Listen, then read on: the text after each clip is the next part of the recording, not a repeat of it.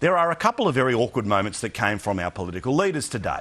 The first is one that comes from Tony Abbott, and in my opinion, a ridiculous statement. A statement that once you start getting the media focused on Tony Abbott, where the game is now, as opposed to what was formerly sailing through against Julia Gillard, this stuff, end on end on end, is going to be a problem. You see, I know what Tony Abbott is trying to say about an emissions trading scheme, but you could supplement the emissions trading scheme for the futures exchange. Once again, here's Tony Abbott trying to make a point about ETS, but probably kicking himself in the backside. Have a look. Just ask yourself what an emissions trading scheme is all about. It's a market, a so-called market, in the non-delivery of an invisible substance to no one.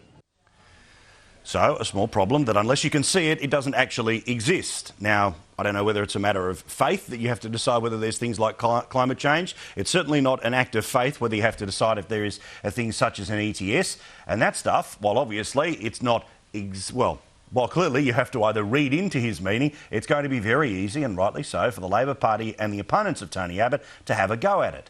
But as you know, I have been saying for the past 3 weeks, the reason that the polls are back to 50-50 is because politics is about a narrative. And the narrative is that Kevin's back. And the narrative is that Labor is back in the game.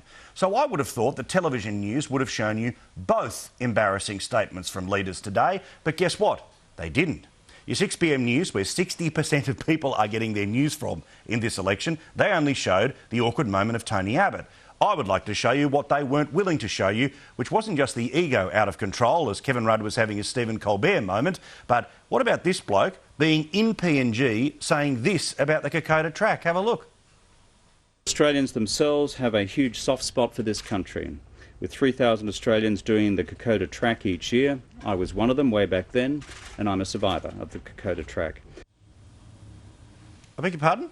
You're a survivor of the Kokoda track. Can we just show that grab again? Because apart from anything else, I want everyone to pay attention. He's not ad-libbing.